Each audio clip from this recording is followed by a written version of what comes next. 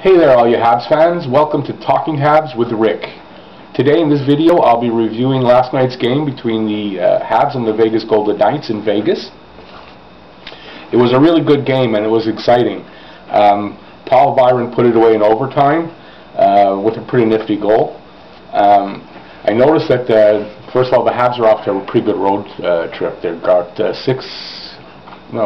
out of 6 points, so 2 out of the first 3 games. They still went 0 for 2 on the power play last night, which, I wish they'd pick it up on there, but it's not affecting their record too much right now, but they need to pick up the power play. They never stopped playing hard last night. I noticed they were often first on the puck with a lot of excitement and energy, and that's really good to see. And Danault, what a game. Natural hat trick, first 3 goals, and I believe first hat trick for Danault in the NHL, so good on him. I'd like to see more of that.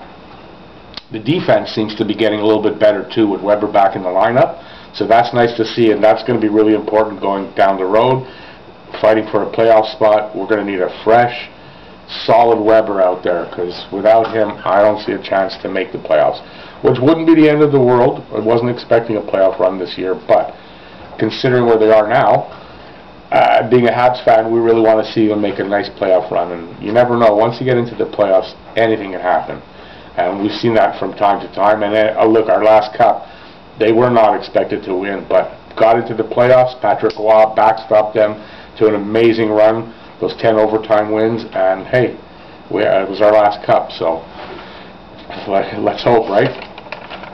Okay, so let's go take a look at the stats from yesterday's game. Here we go. There's the board. So it was a 4-3 overtime win for the Habs.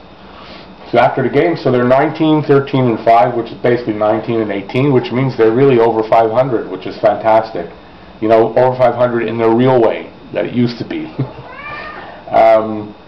Vegas ends up at 20, 15, and 3, much improved from the beginning of the season, so they're back on track and probably very dangerous for the season. Look for them to make a good playoff run.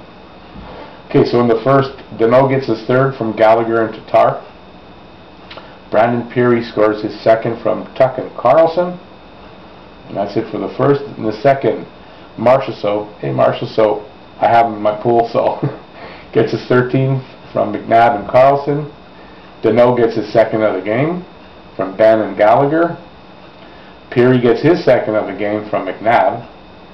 That ends the scoring for the second. In the third, Danault completes the hat trick with his 5th goal from Domi and Tatar.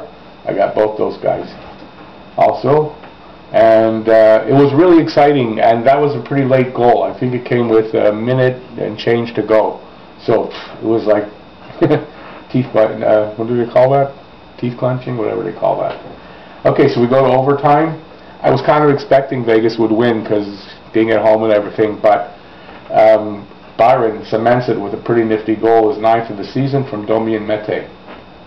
So, Canes go 0 for 2 on the power play, as do Vegas 0 for 2 on the power play. So they were all even strength goals. Price stopped 23 of 26, and Fleury stopped 43 of 47. So there you go. There's the stats for the game.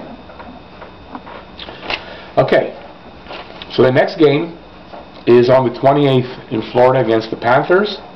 So I'll be doing a preview of that game and a review, and I would say I'll more than likely do the review right after the game. Last night I had a little too much to drink. I didn't want to be on here all slurry and stuff. So till then, Merry Christmas to everybody. I hope your Christmas goes really well and you get what you want. And please like and subscribe and leave your comments in the section below.